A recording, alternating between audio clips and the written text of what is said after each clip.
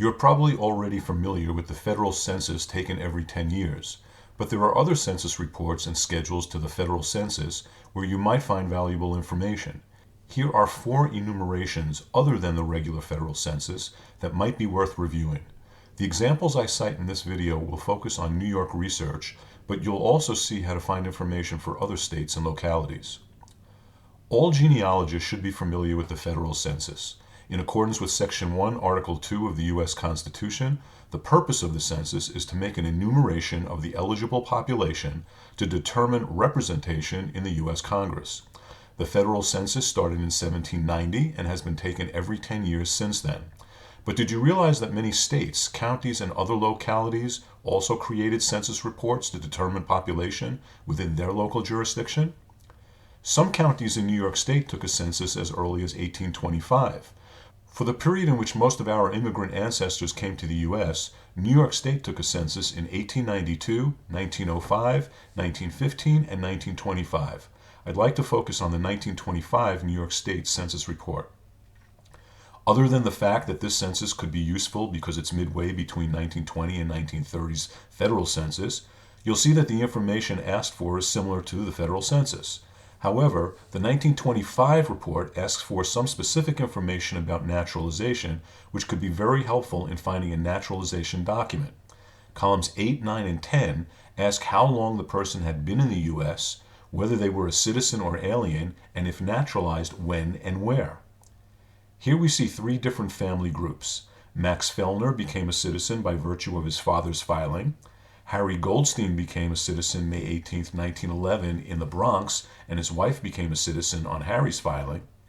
And finally, we see that Aaron Putterman became a citizen June 7, 1911, which also included his wife.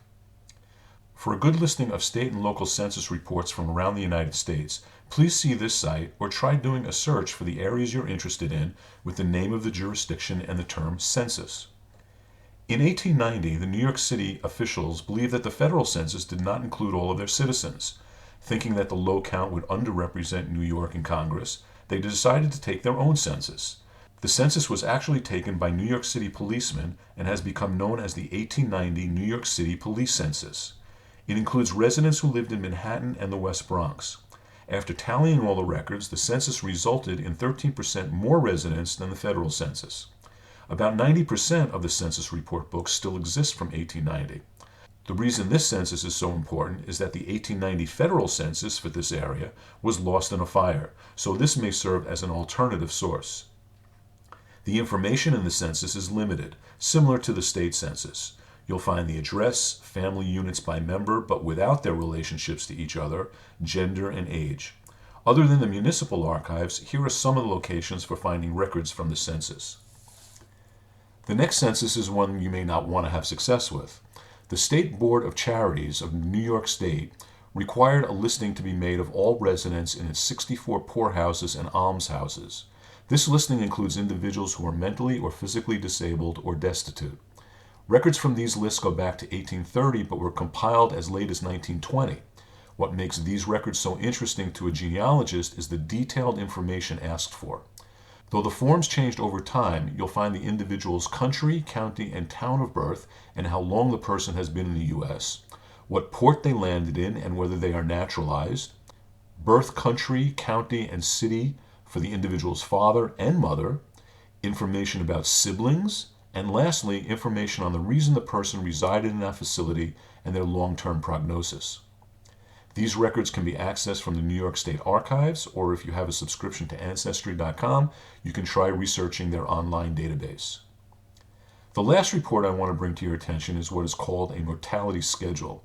These schedules supplemented the federal census reports between 1850 and 1880 and list individuals who died 1 year prior to the date of the official federal census.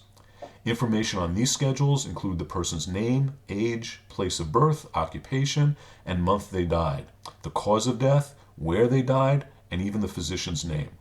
This information could be useful if you're documenting diseases that run in a family, or you may use these as a substitute for death certificates that are missing or may never even have been issued. These records can be accessed from the New York Library Archives, or again, if you have a subscription to Ancestry.com, you can try searching their site.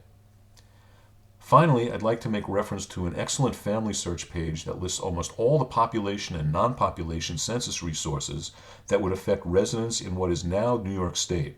I say now New York State because, believe it or not, the list includes colonial census reports going back to 1663.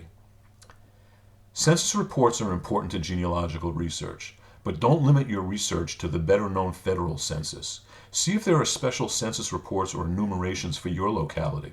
You might be pleasantly surprised. This has been another helpful video from the Jewish Genealogy Society of Long Island.